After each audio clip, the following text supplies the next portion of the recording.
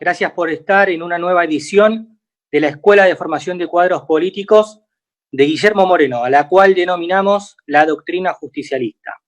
Hoy tenemos el honor de tener como invitado, como expositor, al secretario general de APOPS, Leonardo Fabre. Así que en breve estará hablando el compañero. No quería dejar de agradecer a todos los que están presentes, clase tras clase, los que han seguido la escuela en vivo, de todos los lugares del país, de Catamarca, de La Rioja. La verdad que ha sido de un carácter federal enorme y de una sorpresa muy gratificante que se hayan sumado de todos los espacios, también de Lomas, de Lanús, de Berazategui, como se estaban presentando los compañeros. Así que también agradecer a Beatriz Paglieri, que está presente, que es un orgullo.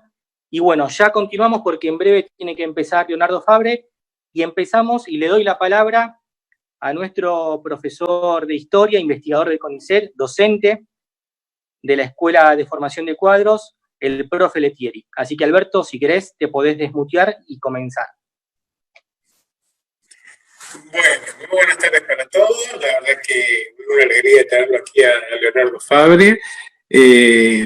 No solo por su trayectoria, sino por su expertise y su conocimiento en una temática que es fundamental para entender el peronismo, la doctrina justicialista que tiene que ver con el movimiento obrero, ¿no? Aquello que fuera señalado por el propio Perón como la columna vertebral del movimiento. Por esta razón, entonces, le damos la bienvenida, le agradecemos su participación y bueno, y nos quedamos todos aquí atentos para aprender y para enterarnos de, no solo de la historia del movimiento obrero, sino seguramente de algunos de los vericuetos que nos revelará el compañero Fabre. Muy buenas tardes. Rodrigo, podés comenzar y le das la palabra a Fabre después.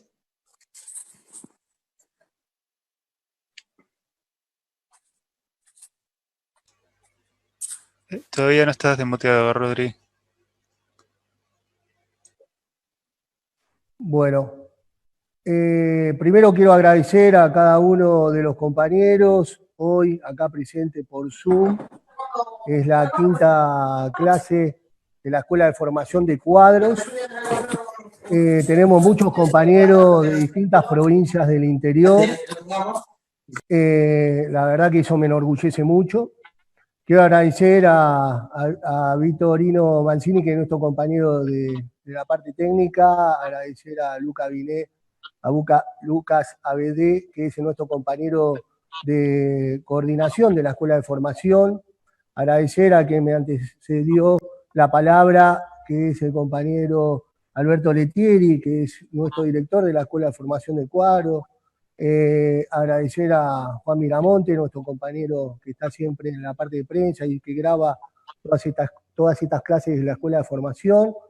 Agradecer al compañero Leonardo Fabre, que sinceramente le agradezco por hoy estar exponiendo en esta quinta clase que se va a dar en materia de lo que es el movimiento obrero organizado.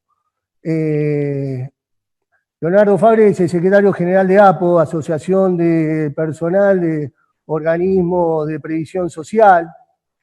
Gracias al compañero que llevó adelante una de las medidas más importantes para los trabajadores, con el entonces ministro de Economía, Amado Boudou, que tuvo que ver con la eliminación del sistema de AFJP y la creación del Sistema Integrado Previsional Argentino. Estos sistemas de AFJP, que fueron grandes negocios corporativos, que no garantizaban las jubilaciones de los trabajadores y que ocultaban un gran negocio de compra y venta de acciones con el dinero de los aportantes. Les agradezco a los compañeros que hicieron posible esta patreada en nuestra década ganada. Le agradezco a Guillermo Moreno, a nuestro mentor, a mi mentor, a mi compañero, a mi padre. Yo siempre digo que tengo a mi general Perón en vida. Compañeros, compañeras, bueno, nada, quiero hacer un cortito de 5 minutos y yo ya le dejo la palabra a Leonardo Fabre para que ya pueda exponer y desarrolle, y después terminamos finalizando con Guillermo Moreno. Estamos en un momento de crisis. La verdad que hoy no entiendo cómo puede ser que nos siguen hablando de neoliberalismo, del capitalismo, y no nos centramos, sinceramente, sin identificar a nuestro enemigo. No estamos, sinceramente, identificando a nuestro enemigo, que es la oligarquía. Son estas 1000 familias que en las últimas décadas fue sincronizada la comunicación, esa cultura para tachar de nuestro vocabulario la palabra oligarquía, y de este modo la oligarquía pasar a la clandestinidad, operar políticamente y económicamente desde la sombra. Estos muchachos son las 125. No se olviden nunca que eran ellos y nosotros. Ahí se marcó, ¿sí? Ahí se volvió a profundizar la grieta nuevamente en la Argentina. Y por eso valoro mucho y pongo de pie la participación que tuvo el movimiento obrero organizado allá en el 2008 en la 125, que se discutió allá las ganancias extraordinarias por el tema de la soja, esas retenciones que duraron 3 meses y que dejamos nuevamente en vidriera quién es el verdadero enemigo de la oligarquía. Estos son los mismos que incentivaron el golpe de Estado de Irigoyen. Estos son los mismos de la década infame. Estos son los que financiaron la Unión Democrática con Braden. Son los que bombardearon la Plaza de Mayo. No se olviden que son los que violaron, desfiguraron y exiliaron el cuerpo de Evita. Fueron los que nos prescribieron 18 años por ser peronistas. Fueron los que incentivaron el golpe militar de 1976, el más sangriento de la historia de nuestro país, llevando adelante el plan económico de Martínez de Oz, apellido familiar, oligarcas y las hay. Compañero, tenemos que identificar bien a nuestro enemigo, que es la oligarquía terrateniente que nació en nuestro país, porque cuando hablamos de neoliberalismo, dejamos de identificar a nuestro enemigo natural, que nació en nuestra tierra, que nació en la Argentina. El neoliberalismo no nació en la Argentina, nació en el resto del mundo. Y es importado a nuestro país a través de las dictaduras y de gobiernos oligarcas. Lo dijo siempre el general Perón. Un proyecto nacional popular con el capital y los trabajadores. Un capital salvaje y hambriento de poder. Un capital con orientación a la producción y el trabajo, donde el Estado pone reglas del juego y exija que se cumplan. Necesitamos un Estado de bienestar social y un mercado de producción nacional donde nuestros productos sean buenos, baratos, bonitos, sean exportados al mundo, con materia prima, pero mano de obra argentina. Compañeros, tenemos la posibilidad de hacer entender a este gobierno de una vez por todas que la deuda no la tenemos que pagar todo. La deuda lo contrajo un oligarca y lo tiene que pagar un oligarca, como dice Guillermo Moreno. Tenemos que poner la ley de alquileres. Hay un gran costo en la producción total de la producción de granos, en la producción de campo. Nosotros lo que queremos a través de esa ley de alquileres, que ellos que hoy se están llevando casi el 40% a través de los alquileres del total de la producción, pues se llevan el 30% de la producción de una hectárea. Nosotros lo que queremos a través de esa ley de alquileres, que se puedan llevarse el 1 o el 2% del costo de la producción. Entonces los obligamos a ellos a que tengan que producir su tierra o la tengan que vender. Y esa ganancia extraordinaria que le va a quedar a los productores va a ser esa ganancia extraordinaria que nosotros le vamos a meter las retenciones para que se pueda pagar la deuda externa. Porque acá están hablando de deuda, pero no la están diciendo quién la va a pagar. Acá se está diciendo que la vamos a pagar todos, pero ellos tienen que decir verdaderamente quién la va a pagar, y los que la tienen que pagar son los oligarcas, estas 1000 familias, el verdadero enemigo del peronismo y del pueblo argentino. Compañeros y compañeras, gracias Patria por haberlo hecho al general Perón inmortal, porque nuestro líder, a través de tu nombre, continuará prolongándose en el tiempo. Muchas gracias compañeros, muchas gracias compañeras, y quiero dejarle la palabra a este gran hombre, a este gran compañero y un amigo para nuestro espacio, el compañero Leonardo Fabre. Muchas gracias.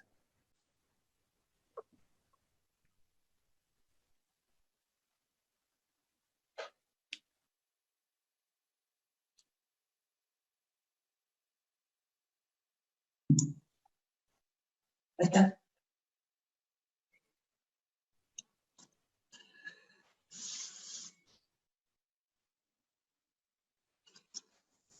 No sé si me están escuchando, compañeros. Sí, bueno, se escucha. Bueno. Y no sé si me ven. Perfecto. Hay una mancha negra, una mancha negra bien peronista, ese soy yo. Bueno, muchas gracias por dejarme participar, a Guillermo en especial, que me invitó, y a todos ustedes con los cuales quiero compartir un rato de conversación, de palabras. Y bueno, y la veo también por allí a Beatriz Paglieri. ¿Cómo estás, Betty? ¿Qué decís? Compañera de tantos años dentro de la función y también fuera de la función, y con un gran motivo de orgullo para todos, como tantos otros compañeros que seguramente nos están siguiendo y que mantienen en alto nuestra forma de pensar, nuestra forma de ser, y también el ejercicio de lo que nosotros llamamos nuestra doctrina, que por supuesto tiene su adecuación en los tiempos, como pedía el general, pero que tiene columnas inamovibles, que son las que la sostienen, y que posiblemente no son todas ideas del propio peronismo, sino que hemos tomado de las mejores tradiciones, de la tradición de la patria, de la mejor escuela histórica de la patria. Y creo que el peronismo, Perón, Evita y todos nosotros somos herederos de esas tradiciones. Y también agradecer a nuestros inmigrantes, ¿no?, que hicieron que forjáramos una doctrina, empezando por el pensamiento puro de Perón, que también se inspira en ese aprendizaje que él hiciera no solo en su patria, sino cuando él fue agregado militar en países extranjeros, de donde vino mucha de la inmigración de la cual venimos nosotros, aunque todos tenemos algún cachito de sangre india, gracias a Dios, ¿no? Pero sí también tenemos que compatibilizar nuestra herencia. Y nuestra herencia es una herencia moderna, y nuestra doctrina también es una doctrina moderna. los que creen que el peronismo es algo del pasado, están muy equivocados, ¿no? El peronismo es la expresión política más moderna de la Argentina y a la vez revolucionaria, porque deviene en un cambio no solo en nuestro país, sino también en el mundo. Nosotros hemos desarrollado, gracias al talento y la creatividad de Perón y la forja que ha significado Evita, hemos desarrollado una teoría de convivencia magnífica, que cada vez que la pudimos llevar a la práctica, quedó demostrado. Quedó demostrado que ese objetivo utópico de Perón, de decirnos que el objetivo final es la felicidad del pueblo, esa cuestión tan inalcanzable, porque el pueblo somos todos, ¿no? Y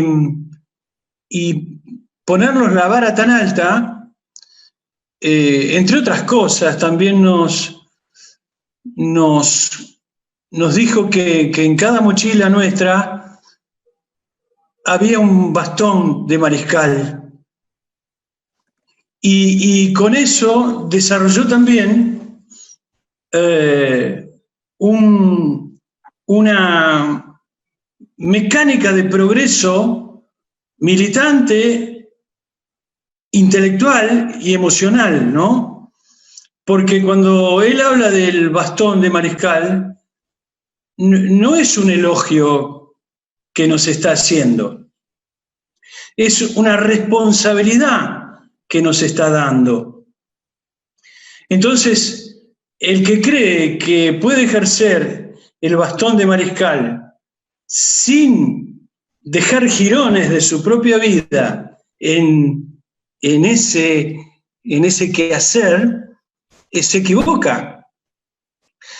Ese bastón solamente lo va a poder utilizar el que se entrega al movimiento. Y ahora, bueno, quiero también mencionar la cuestión del movimiento. El movimiento no puede sufrir inmovilidad, justamente por ser un movimiento. No puede sufrir quietismo. El movimiento debe moverse al compás de la evolución argentina. Y bueno, si lográramos un estado ideal, como alguna vez lo tuvimos, también deberíamos decir que el movimiento debe seguir el compás de nuestra región latinoamericana, latina, y como objetivo final, americana completa. Porque el movimiento, si mantiene sus rasgos de crecimiento, tiene esa capacidad. De hecho, lo ha demostrado. Lo demostró con Perón y Evita, y también lo revivió con Néstor y Cristina. Entonces, ya no es casualidad que el movimiento nacional justicialista sea un título vacío, un sello como hay tantos, ¿no? Porque ya quedó demostrado que tenemos la capacidad de hacer grande a nuestro país e influir decididamente en los países hermanos para producir su liberación. Ahora, esa liberación que persigue el movimiento no tiene como mecánica, como mecanismo, la violencia. Muchas veces Guillermo nos ha dicho que la nuestra es una doctrina de amor y paz. Y para llevarla adelante necesitamos creer en la posibilidad de que somos capaces de persuadir a los pueblos. Y es, yo lo reconozco, un esfuerzo realmente extraordinario. Porque se imagina, si fuera tan fácil, por lo pronto veamos a Perón. Perón era militar y era un muy buen militar. Y en la milicia, en los ejércitos, se da una orden y no se discute la orden.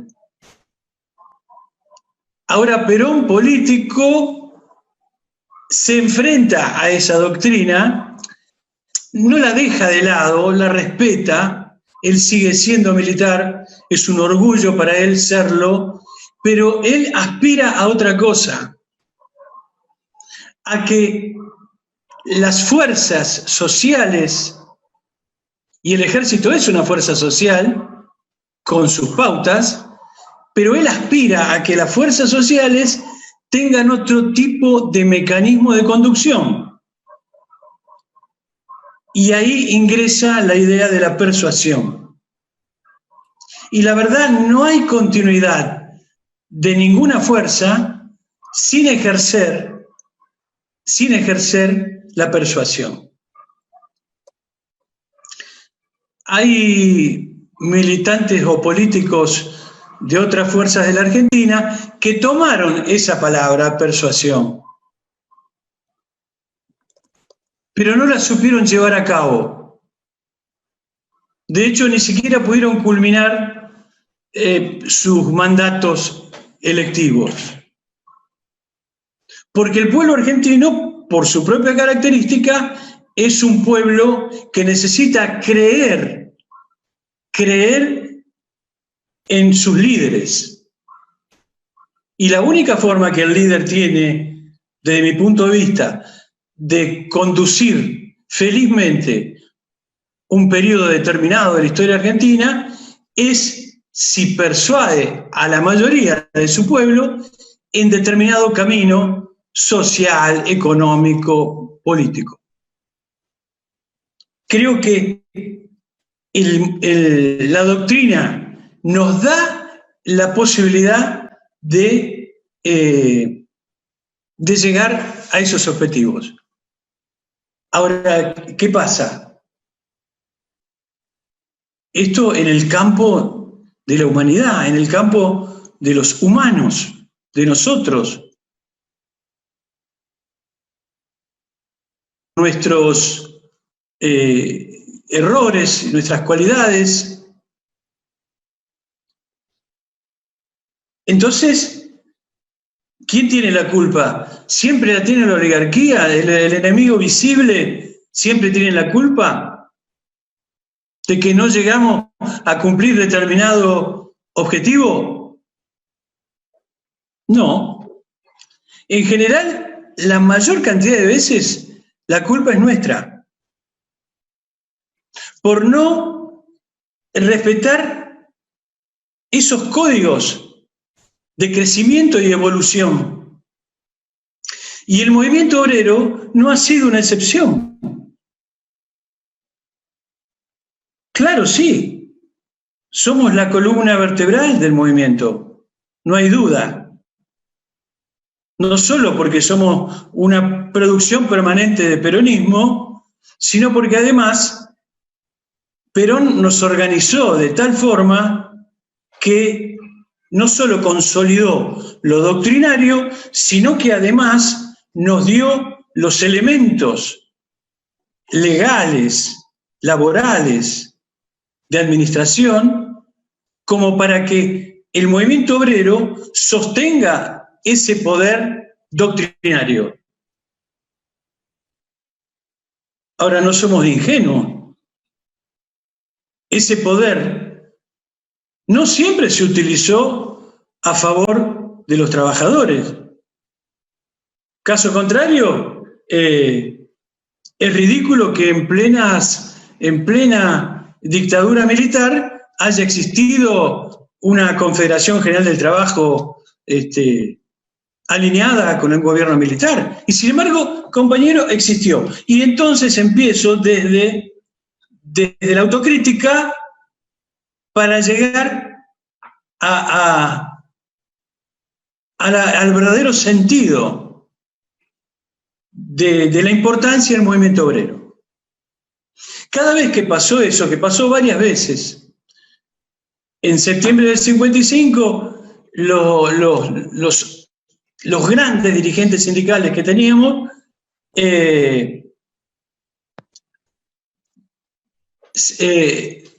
clausuran la entidad y la CGT entera pasa a la clandestinidad. Pasa a la clandestinidad. Y la verdadera CGT está en la clandestinidad durante más de una década. Después teníamos nuestro jefe, lo teníamos lejos, pero lo teníamos, y las instrucciones de nuestro jefe hizo que las tácticas que se llevaran adelante fueran determinadas tácticas.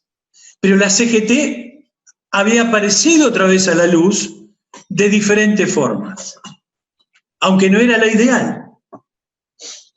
La ideal llega con José Ignacio Rucci. Ahí llega la CGT que todos queríamos, y yo creo que todos queremos, ¿no? Pero hasta ahí había diferentes tácticas para que el movimiento obrero se autocondujera dentro del territorio. Entonces, no es que el movimiento obrero no sufrió el intento de destrucción de nuestra organización política y social, que es el peronismo. Quizá la hemos sufrido, discúlpenme la petulancia, pero creo que la hemos sufrido más que nadie. No es que los militantes del peronismo no hayan, todos hemos sufrido, nuestros padres han sufrido, nuestros abuelos, pero el movimiento obrero es el gran instrumento de lucha. Entonces siempre somos el objetivo que tiene el enemigo en primera línea. Por eso ustedes escucharán en un 80% de los comunicadores sociales, orales y escritos, que nos disparan permanentemente a los dirigentes gremiales y nos catalogan de las peores formas posibles. Más allá que haya algún dirigente gremial que se lo merezca, obviamente. Nosotros tenemos también, como en todos lados, nuestra parte negativa. Si no, seríamos robots, y no somos muy humanos. Pero fíjense como siempre los golpes van hacia el movimiento obrero. Y en especial hacia el movimiento obrero que garantiza la permanencia de las banderas del justicialismo. ¿Pero por qué? ¿Porque somos parte de un movimiento político y nada más? No, porque el justicialismo es el símbolo de la justicia social. ¿Y qué tiene que defender un buen obrero organizado? La justicia social. Entonces es una lucha que el enemigo va a perder siempre. La vamos a ganar siempre esta lucha, porque somos la única garantía real de la justicia social. Pero bueno, en pocos minutos es difícil desarrollar todo, pero sí quiero desarrollar las injerencias o la penetración dentro del movimiento obrero, tanto de derecha como de izquierda. Quiero hablar de eso. Si hay algo contra lo que luchó Perón fue para lograr el equilibrio en el movimiento obrero y el ejercicio de su doctrina. Él siempre supo que si se caía el movimiento obrero, detrás iba a caer todo el movimiento nacional. Entonces se esforzó muchísimo en sostenerlo más allá y más acá de las críticas que él también nos hizo. Pero cuando tuvo que optar en los peores momentos de las definiciones doctrinarias, donde no solo Argentina, sino el mundo se dividía entre la violencia de la derecha y la violencia de la izquierda, ese fue el gran desafío de Perón. Y cuando tuvo que optar, optó por lo seguro, optó por la organización, optó por lo que él había hecho, lo que había salido de su talento a partir del 27 de noviembre de 1943, cuando crea la Secretaría de Trabajo y Previsión.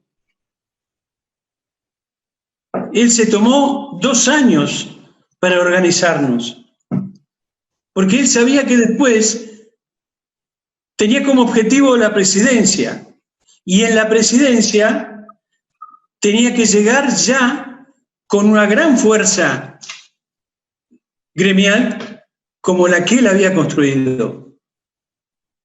Y entonces sí, fue el gran presidente que fue Perón, por su talento, pero también por el apoyo restricto del movimiento obrero, más allá de alguna excepción, que han sido tan pocas que han sido olvidadas prácticamente.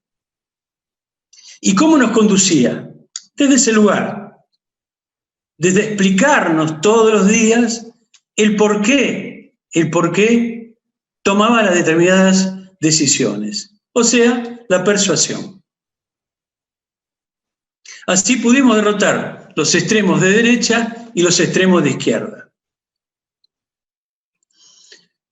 Y no lo hicimos a través del fanatismo. Yo le escuchaba al compañero Bernie charlar el otro día en televisión, y lo escuchaba que él debatía con una periodista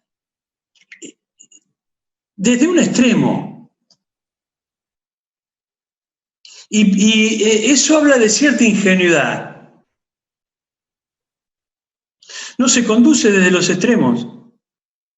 Tampoco se conduce con el peronismo de Puerto Madero, como dice mi compañera, el peronismo de Puerto Madero. Tampoco se conduce desde ahí. O sea, desde los extremos no se conduce. Y después también se conduce desde la observación estricta de la realidad, que es la única verdad. La observación estricta de la realidad. Y siempre hay que tener un plan para llegar a la posibilidad de mejor peronismo, sabiendo que al ideal no vamos a llegar nunca, pero sí un mejor peronismo. Es muy importante pensar en los que menos tienen. De ahí venimos. Ahora, no podemos pecar, otra vez la misma palabra porque no encuentro otra, de la ingenuidad de ignorar a los demás sectores. Porque la clase media viene de la clase baja, ¿eh? Es muy raro que alguien que sea de clase alta haya bajado a la clase media. Entonces la clase media deviene de la clase baja, que en algún momento nosotros intentamos tener mayor capacidad para darle estudio a nuestros hijos, etcétera, etcétera, aquella vieja historia de mi hijo el doctor, y logramos que nuestros hijos estén en una posición económica mejor que nosotros. la clase media a veces no lo quiere reconocer, porque la clase media tiene algunas aristas de hipocresía. Les duele reconocer que papá era un obrero, o que mamá hacía en casas de familia. Al buen peronista eso lo llena de orgullo. Mirá qué diferencia.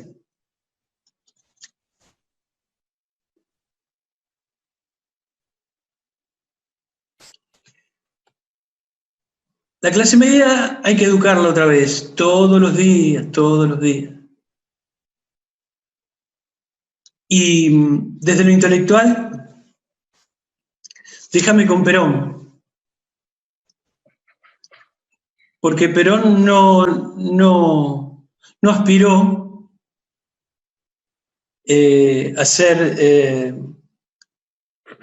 un científico ni un genio. Y por ahí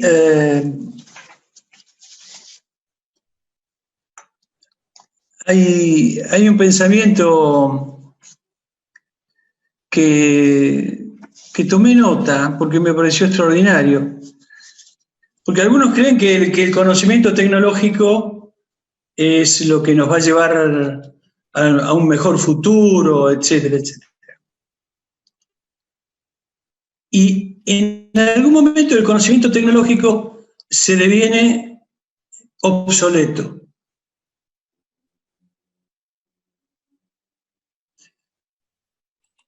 En cambio, la sabiduría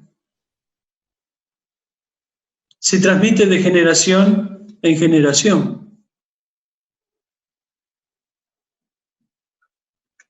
La sabiduría nunca es obsoleta, por eso no hemos podido reemplazar ni a los griegos, ni a ninguno de los grandes pensadores que los continuaron.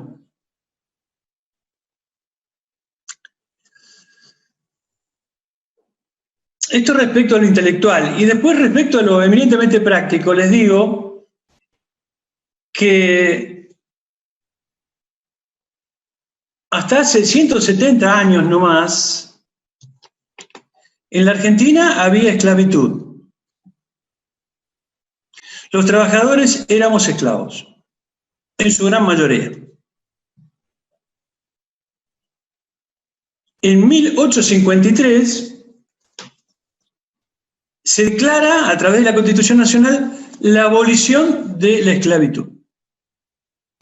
Que recién en la práctica, pongámosle, realmente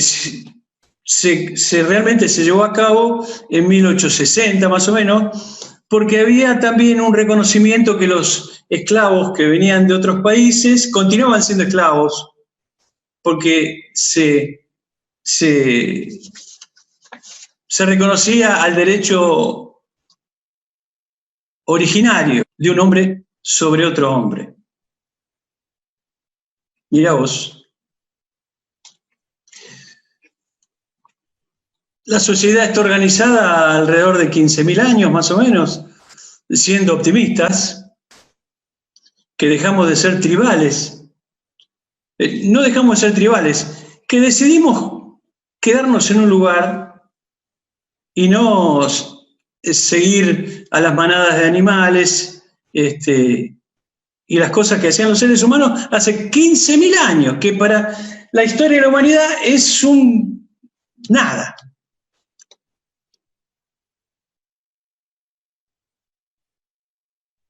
Hace 170 años éramos esclavos. Y la economía del país se desarrollaba sobre y puramente sobre la esclavitud. El sargento Cabral era un esclavo negro o mestizo, correntino, que no era ni libre ni sargento. Era un esclavo, como muchos de los soldados de San Martín, que San Martín les promete la libertad a cambio de que se unan a su regimiento de granaderos. Y un esclavo le salva la vida al padre de la patria. Y ese esclavo era un trabajador.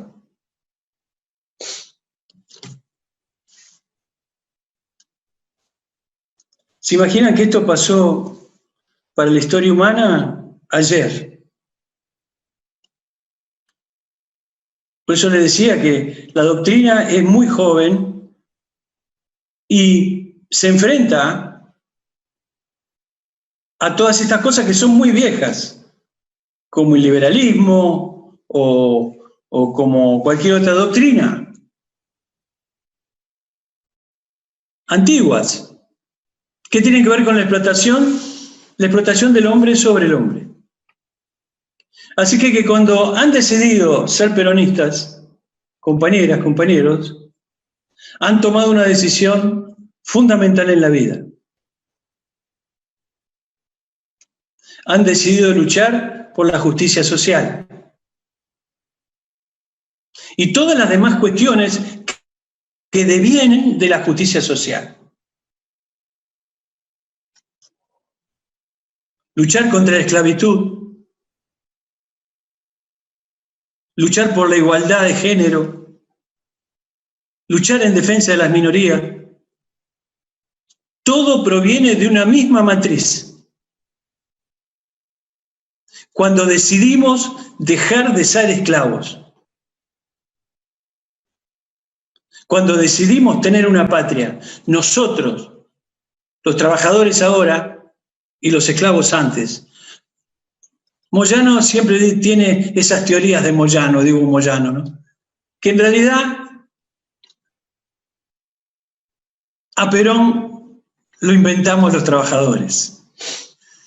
El que lo conoce a Hugo sabe a qué se está refiriendo.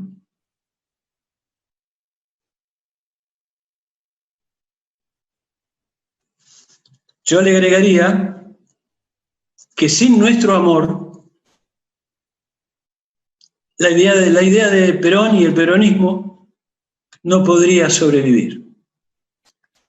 Por eso me unifica tanto con Guillermo cuando él habla de la doctrina de amor y paz. Si no fuera por nuestro amor, que es el que lo tiene loco a Hugo desde que nació, el amor por Perón, y como nos tiene locos a todos, y además la presencia de Evita, formando ahí la familia, digamos, yo también estoy loco de amor. Para mí, mi vieja era fantástica, de hecho era re peronista también, pero Evita es mi madre. Ya sé que no tiene sustento racional, pero es que el amor no tiene por qué explicarse, ¿viste? Y el amor puede transformarse en doctrina, puede transformarse en revolución y puede definir la vida o la muerte de un pueblo. Y como nunca antes, el peronismo resume el mejor sentimiento de los argentinos. Si Perón se hubiera llamado Pérez, hoy hablaríamos de perecismo. Porque en realidad el mejor sentimiento de los argentinos seguramente es previo a Perón, y Perón lo detectó y lo transformó en doctrina, en cuestión escrita, en millones de libros vendidos en el mundo.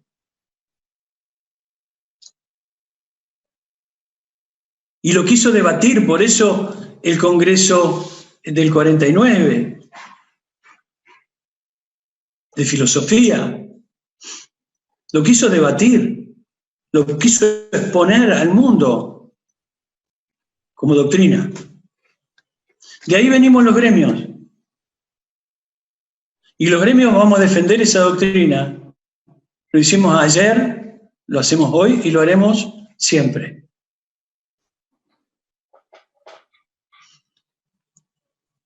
Y si se me permite,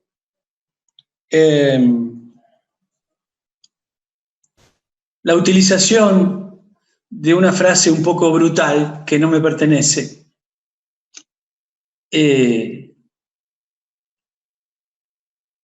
un gremio tiene que tener un secretario general peronista.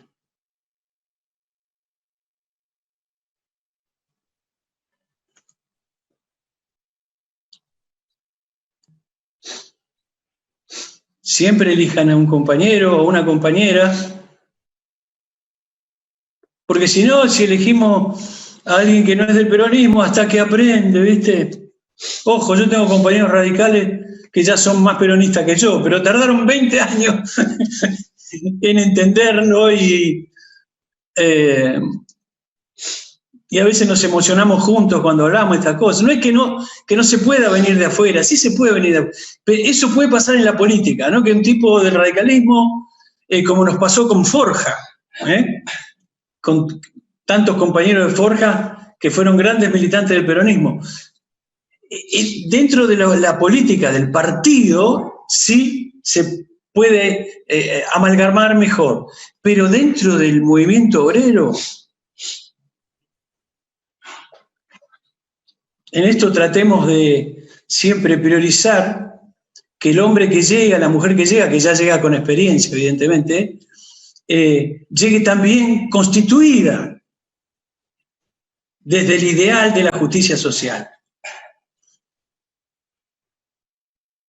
Porque otros defienden la justicia social, pero con un concepto más destructivo. Hay que liquidar esta sociedad e inventar una sociedad nueva. Eso no lo dice el peronismo. Esta es la sociedad que tenemos y esta sociedad la tenemos que llevar plenamente al desarrollo y al goce de la justicia social. Y lo hemos logrado. Aquellos esclavos hoy tienen derechos laborales, tienen familias constituidas, se van de vacaciones, estudian, sus gremios tienen hoteles, hasta después del 55 los gremios tuvieron que tener su propia salud. Hasta el 55 no hacía falta. Si el sistema de salud peronista hace lo más extraordinario que hemos tenido. La presión era, ¿quién quería tener una obra social? Con los hospitales del Perón, que no solo cubrieron todo el territorio argentino, hay hospitales del peronismo en Bolivia, en Perú, en Chile, en Uruguay, en Paraguay.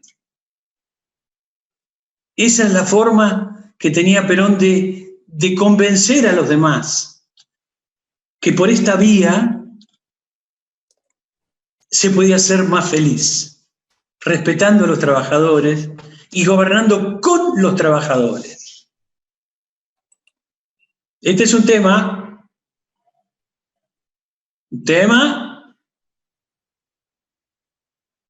muy importante. Cristina se enojó porque un día Hugo lo dijo, ¿no? Algún día un representante del movimiento obrero llegará a la presidencia. Dijo que no es una idea nueva. Estuvimos a punto, bueno, no llegar a la presidencia, pero sí a la vicepresidencia a través de Evita, que por motivos personales que ya conocemos y por otros motivos, Evita renunció, produciendo ese fenómeno increíble del renunciamiento. Y si bien la imagen de Eva Perón por ahí nos hizo olvidar de algo, yo lo quiero recordar. Evita era la secretaria general de actores.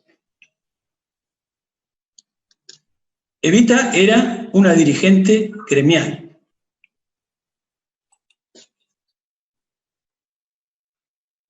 Me muero de amor. ¿Qué quiere que te diga? Me sirve para enfrentar al enemigo y a los de adentro que por ahí se equivocan, a los cuales también los he enfrentado y los enfrento. A los que utilizan el sillón que le dieron sus compañeros cuando lo votaron para hacer política. Si el sindicalismo per se ya hace política, ¿para qué necesitas ser gobernador de una provincia? Tonto. Si tenés una organización nacional que te da un ejercicio del conocimiento, de la conducción de diferentes regiones del país, que te enriquecen con sus pensamientos y sus formas, ¿para qué querés meterte en ese ámbito que hasta inclusive no lo conoces bien? Sé un buen secretario general, ¿no? Más allá de que uno tiene su corazoncito. A mí cuando me llamó Guillermo, ¿qué quiere que te diga? ¿Cómo no le iba a apoyar a Guillermo? Que lo veía y lo veo luchando casi en soledad en defensa de la doctrina. Por supuesto que lo apoyé, estuve al lado de él, pero Guillermo lo sabe, porque yo se lo dije. Guillermo, este es mi lugar, yo te apoyo. No, pero vos sos un peronista de la capital y qué sé yo. Y sí, soy de la capital y soy de todo el país. Pero desde acá, desde los trabajadores previsionales. ¿Cómo llamó a su primer cargo Perón? Secretaría de Trabajo y Previsión. O sea que uno acá, si tiene una buena percepción, una buena sensibilidad, es peronista por muchos lados.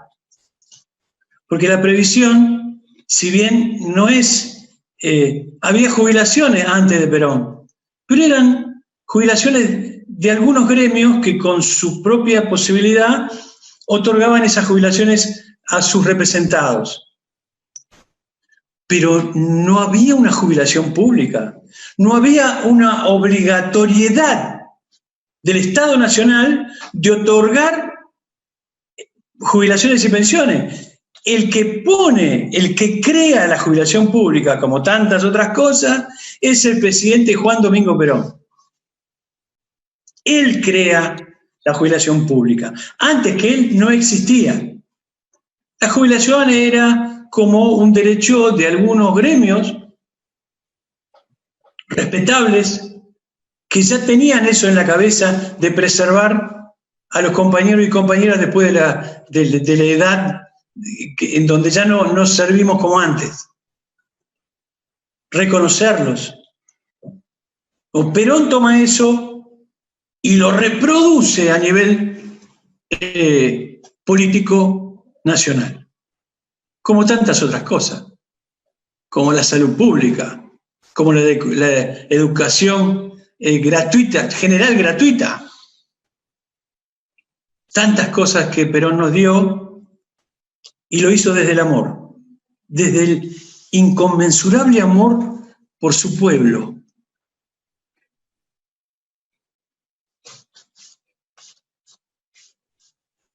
Y el movimiento obrero tiene la obligación de preservarlo. Los estoicos habremos de preservar el peronismo hasta en las peores situaciones, como pasó en el 76, hasta en las peores situaciones. No han podido nunca erradicar al peronismo de la Argentina.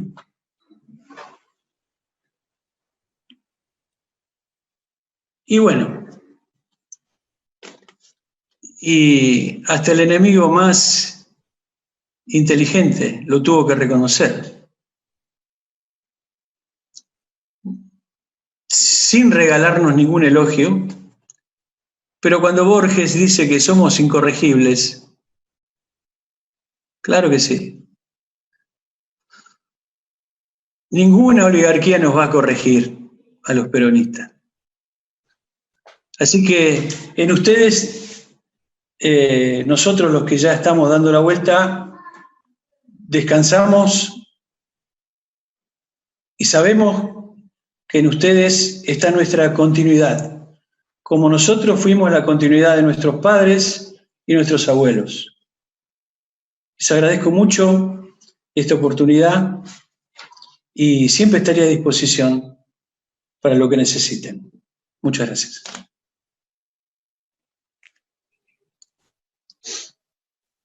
Muchas gracias, compañero Leonardo Fabre, secretario general de APOPS.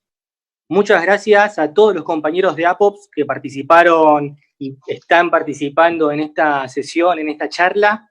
Muchas gracias también por la participación de Beatriz Paglieri, que está presente, y a todos los compañeros que se han sumado clase a clase, como ya dijimos, en todos los puntos del interior del país. Estas charlas son muy importantes porque nos permiten transmitir, como recién comentaba Leonardo, de generación a generación, clase tras clase, el contenido de la doctrina, con una intención clara, que ya no es solo volver mejores, sino también ser mejores. Así que, compañeros, bueno, ya estamos transitando la etapa final y también le vamos a dar la palabra a nuestro conductor, al mejor cuadro político que ha dado la Argentina en los últimos años, un líder, nuestro general, nuestro referente en el movimiento nacional justicialista y aquella persona que cuando habla no solo tranquiliza y ordena a propios, sino también cada vez más a ajenos que están entendiendo el mensaje claro de Guillermo Moreno. Así que, Guillermo, nuestro referente, como decimos, nuestro nuevo general, podés tomar la palabra y hacer el cierre con tu contenido de la escuela de esta charla de la Escuela de Formación de Cuadros. Gracias Lucas, gracias Fabre, te escuché atentamente desde el inicio de tu exposición, Beatriz, Rodrigo que debe estar y a todos los compañeros, a Pablo. Gracias primero Leonardo por participar, por hablarle de esta manera a nuestros jóvenes. Estás viendo ahí los mensajes que te están mandando a lo largo y ancho del país. Cuando los compañeros plantearon esta clase, te quiero decir que, Leonardo, que no hubo una terna de dirigentes sindicales, a ver, elegimos sobre 5 a ver quién nos da bola. Solamente dijeron, queremos escuchar a Leonardo Fabre y me pidieron a mí que te llamara. Pero fue exactamente así. Son los compañeros que organizan esto, de haberte escuchado, de haber participado en actos, te eligieron a vos para dar esta charla y quiero que eso lo sepas. Aparte de tu compromiso para con nosotros, quiero que sepas que hay un compromiso de nosotros para con vos y para con tu organización y un compromiso a través tuyo con el movimiento obrero organizado. Yo te escuché a vos atentamente, tuviste momentos muy particulares cuando fuiste extremadamente autocrítico para el movimiento, no para tu acción, sino para el movimiento. Y yo le inculco a nuestros compañeros que nosotros, los que humildemente militamos en el espacio político, no tenemos que prestarnos al juego de criticar a nuestros dirigentes sindicales. Pero por eso valoro que vos hayas tenido este gesto de grandeza y de humildad de decir, miren, entre nosotros también están los que no son santos. No por pertenecer al movimiento obrero organizado ya estás exento de los pecados a los cuales la carne te somete. Pero no corresponde eso a que nosotros lo hagamos. Por eso te escuché con suma atención. A mí me suelen, en estos 4 años desde que empezamos a hablar, siempre tensar y poner y explicar y yo digo, mire, mi respeto hacia el movimiento obrero organizado es máximo. Y en la figura de sus dirigentes, que naturalmente son los secretarios generales y las conducciones de cada uno de los sindicatos. Pero le hace bien, muy bien a nuestras fuerzas saber que al interior del movimiento obrero organizado también están los anticuerpos, porque nos vamos mejorando. Nosotros hicimos la propuesta en algún momento y se va a hacer, a la larga se va a hacer, del que por ahora el 51% de las acciones de YPF ponerlas en el marco del confederal de la CGT, y que esos sean nuestros accionistas, porque la verdad que fue un error y una tibieza de nuestra conducción política pensar que algunos cuadros políticos podían conducir el movimiento, conducir la empresa más importante de la Argentina, que es YPF, y no que fuera el movimiento obrero organizado. Por tener esa desviación, cuando perdimos las elecciones, la empresa más importante de la Argentina la condujo Macri. Y aquí tenemos un problema sobre el rol del movimiento obrero en el aparato productivo y el rol del Estado. Y a veces se confunde, y se confunde más. Y uno trata de inculcar que mire que los que defienden los intereses permanentes de la patria no es el Poder Ejecutivo, es el movimiento obrero organizado. Y que antes de discutir el rol del Estado, habría que discutir el rol del movimiento obrero organizado en el aparato productivo. Claro, esta es una discusión que sale de las categorías europeas a través del cual tendemos a interpretar la realidad. Pero como nosotros somos peronistas, nos cejamos en el debate de que en realidad el movimiento obrero organizado, como defensor de los intereses permanentes de la patria, tendrían que ser los propietarios de esas empresas estratégicas para el desarrollo de la Argentina. ¿Quién me va a hacer el mejor plan de negocio de YPF? ¿Galucho o el movimiento obrero organizado? ¿Un cuadro político o el movimiento obrero organizado? ¿Quién me va a brindar mejor salud hoy? ¿La salud pública o la salud en manos del movimiento obrero organizado? ¿Quién me va a administrar mejor los hospitales públicos? Que tienen que ser públicos, porque es para todo el pueblo. ¿El Estado o el movimiento obrero organizado? Bueno, este es un debate muy importante.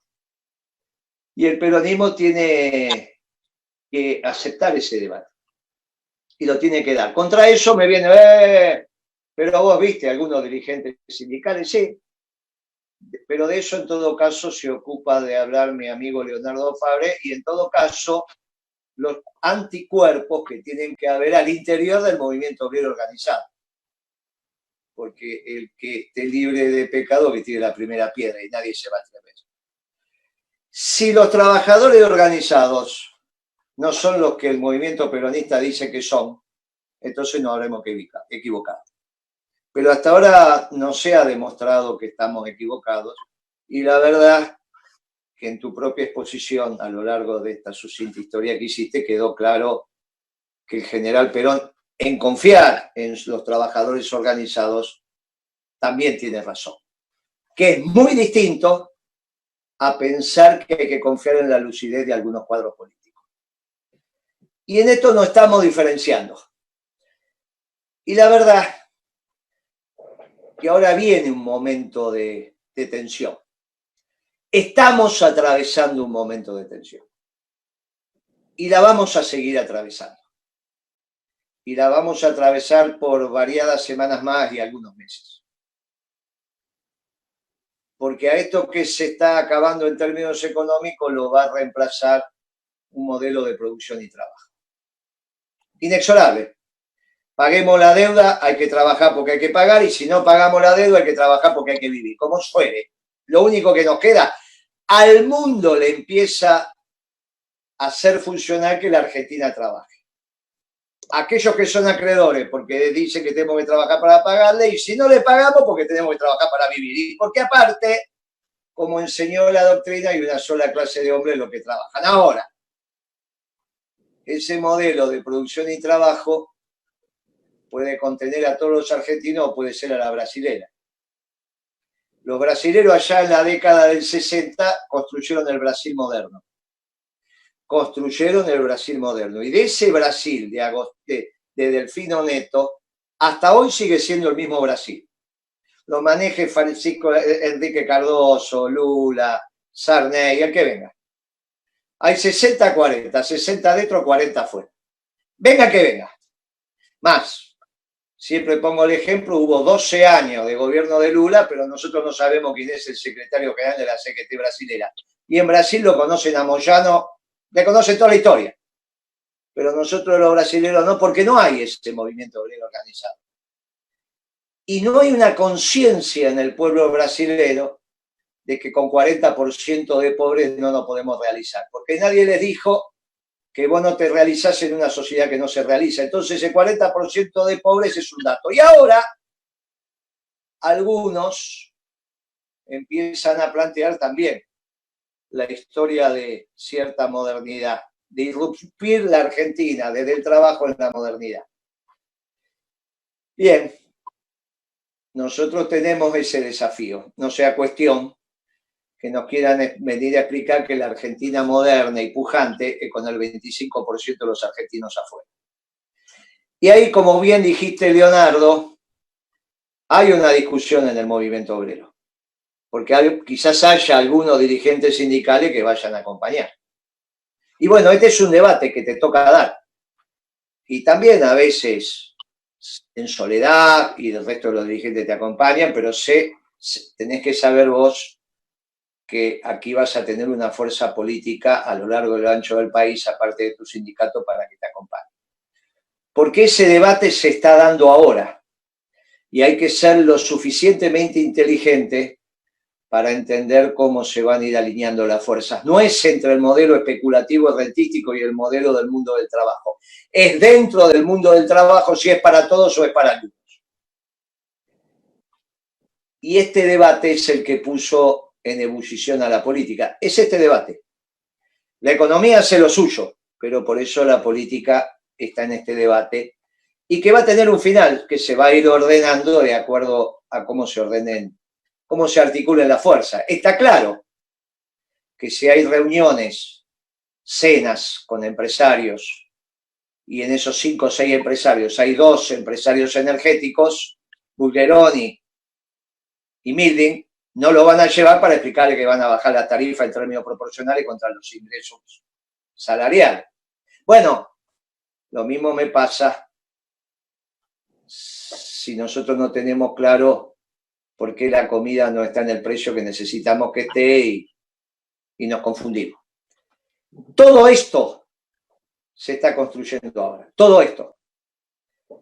Y la política está en ebullición, el movimiento obrero también, y de todo esto va a surgir, va a parir algo, del cual vos sos parte y todos nuestros compañeros que te están escuchando ahora son parte, y naturalmente después de esta charla se sienten más parte todavía, porque saben que nuestras ideas o nuestras visiones están extraordinariamente representadas también en el seno de la Confederación General del Trabajo y en esos espacios que vos como dirigente sindical fuiste construyendo y fuiste articulando. Porque nadie pelea en soledad y los triunfos no se consiguen en soledad.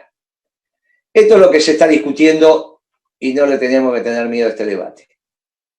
Y el ejemplo de lo que no queremos lo tenemos acá cerca, que es Brasil. Yo estoy diciendo esto y hoy me escribió un compañero y me dijo, acabo de venir de Brasil, pasé por los shopping y los negros adentro de los shopping no están, solo barriendo. Entonces vos te fijaste que no hay negros hoy, en el 2020, no hay negros en Brasil de pelo blanco. Uy, me dice, es cierto. Bueno, ¿sabes por qué? Porque se mueren antes. No es que los negros no tienen canas. ¿Cómo los negros no van a tener canas? Tienen canas, pero tenés que llegar a la edad para tener canas y se mueren antes. Y si comés mal, tenés frío, no dormís, y muchacho, no llegás a los 80 años, no llegás, bueno. Y esto es lo que sigue pasando. ¿Por qué? Porque no pasaron Perón y Eva por allí y no priva el amor, no priva la conceptualización de que no te podés realizar en una sociedad que no se realiza. Y guarda, porque ese debate también empieza a estar aquí. Y tengamos mucho cuidado, porque como bien explicó Beatriz, o enseñó hace 2 o 3 semanas atrás, la última vez que la UIA presentó un plan económico fue el plan económico de Krieger-Bacena. Y algo parecido a esto viene. No es que vuelve Macri o vuelve Martínez León. Tenemos que estar atentos porque viene un modelo de producción y trabajo. En Brasil se llamaba Delfín Neto, en Argentina se llamaba Krieger-Bacena. Y sobre eso vienen transitándose. No es contra el vector especulativo rentístico y contra los bancos. Es dentro del mundo del trabajo. Pero dentro del mundo del trabajo, trabajo para todos, o hay un 25% que va a estar fuera del trabajo y fuera del consumo. Y algunos de los nuestros dicen, eso sí, cuando uno le plantea el debate a los muchachos de los movimientos sociales, a los cuales todos queremos, resulta que hasta ahora me quieren hacer la obra social de los movimientos sociales. O sea que vinieron para siempre. O sea que los planes están para siempre. O sea que desapareció el trabajo para todos. O sea que Krieger-Bacena también puede ser aliado de los movimientos sociales. Y tenemos un lío, ¿vale? Que es el lío de no tener doctrina. Y cuando no tenemos doctrina, el problema no es que no encontramos las soluciones porque son temas nuevos. Siempre hay un tema nuevo. Lógico que el COVID es un tema nuevo. Pero para eso está la doctrina. La doctrina no está para tomar las decisiones sobre los temas que ya conocemos. Para tomar las decisiones sobre los temas que ya conocemos está la experiencia. Hacemos lo que estuvo bien y lo repetimos. La doctrina está precisamente para tomar las decisiones sobre los temas nuevos. Porque entonces la tea votiva, lo que te guía es la doctrina. Por eso es tan importante la doctrina. Al mundo del trabajo se lo aborda desde la doctrina. Y la doctrina dice que hay una sola clase de hombres, los que trabajan. Te ganarás el pan con el sudor de tu frente. ¿No? Que vamos a explicarle a la sociedad argentina que de ahora en adelante no va a haber más trabajo para todos. Entonces nos tenemos que ocupar de los que no van a tener trabajo y le tiramos no sé qué cosas por ahí. Y como están para siempre, hasta le hacemos una obra social. Bueno, tenemos un lío, ¿vale? Tenemos un lío, ¿vale? Y ahí es donde volvemos a la doctrina. Y ahí nos encontramos. Y desde la doctrina hacemos los mejores planes de gobierno. Y lo hacemos con el movimiento obrero organizado porque son los que defienden los intereses permanentes de la patria. Y no tengo ningún problema en darle YPF al confederal de la CGT, no a los petroleros, porque Perón decía, el hombre es bueno y se lo cuida mejor, si se lo controla es mejor. Porque si yo se lo doy a los afiliados del sindicato petrolero, y bueno, voy a tener un problema con el precio del combustible. Pero lo tengo que poner en el seno del confederal. Claro que arma un lío, Barbie. Cuando hablábamos con Leonardo, decía, mira, hay que juntar el PAN y la ANSE, y hay que poner un dirigente sindical a manejar eso.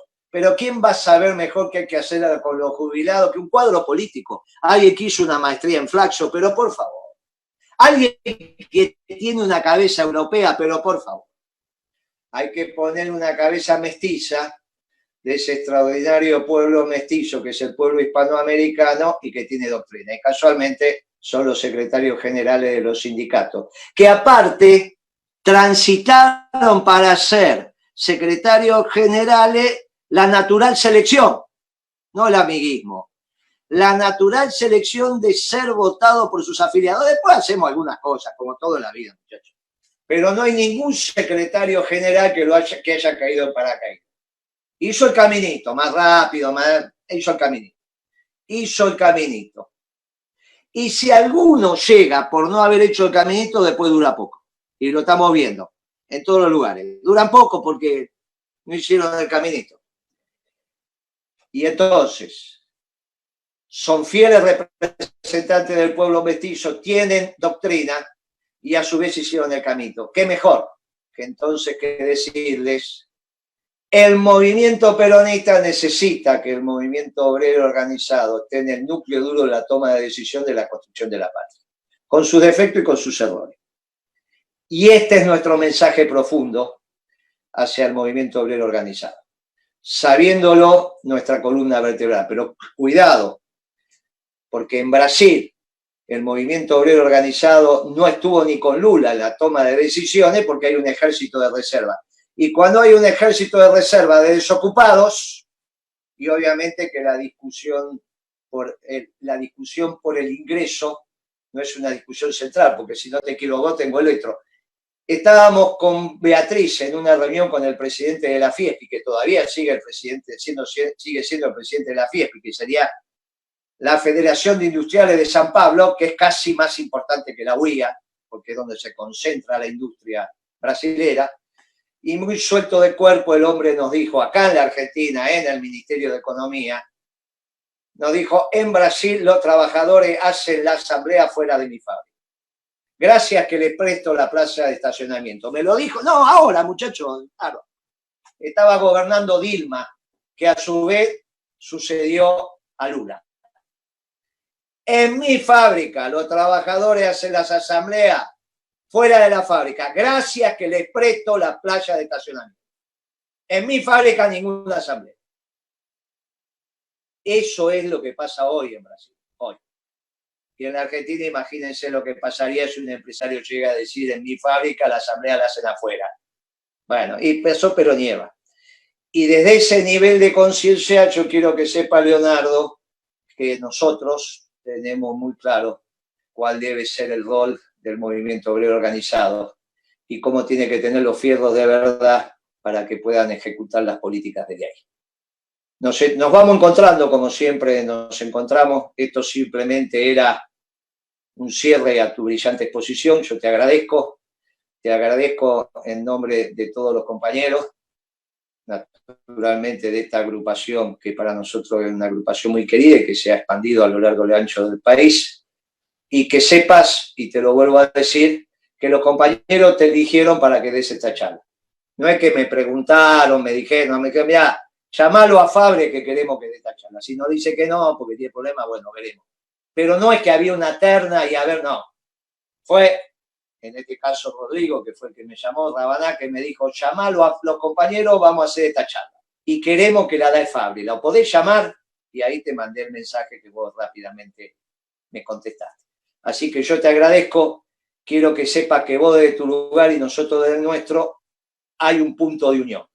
Y es la doctrina del Movimiento Nacional Justicialista.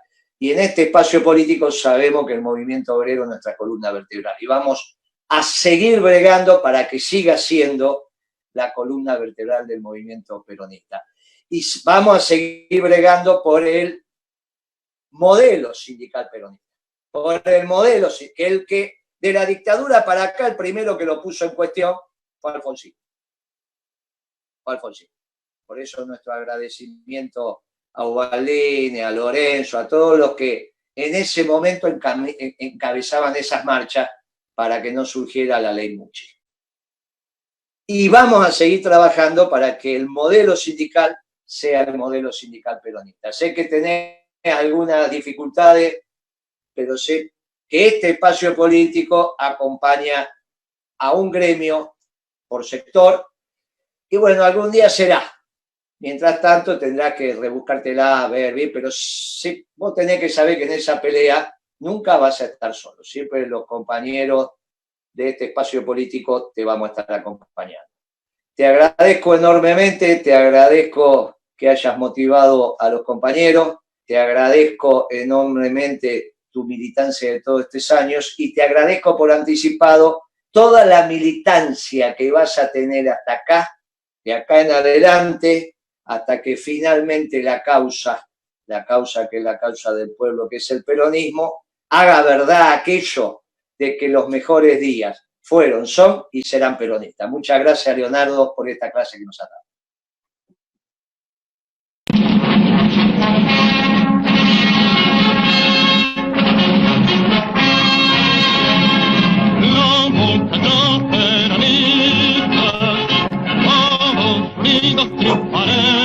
¡Vamos! Y como siempre haremos un grito de corazón, enseñar al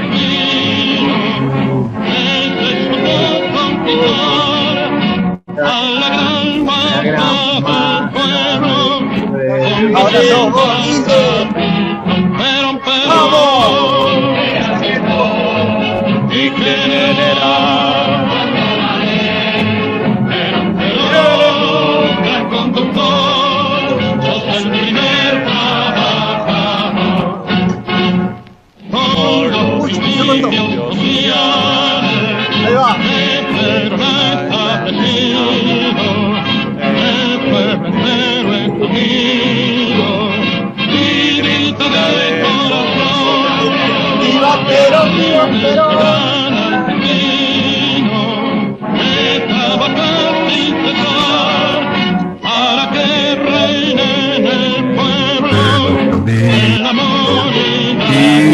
De corazón, viva Perón, viva Perón.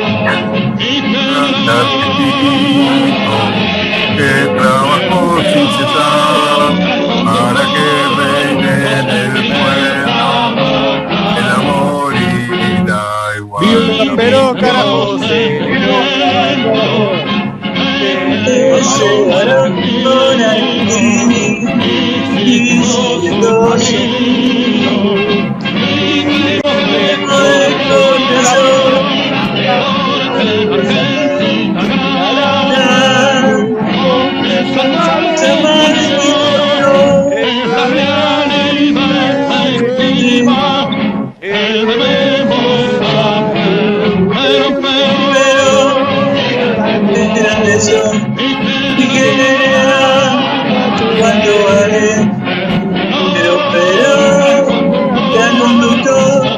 Yo sé que trabajar.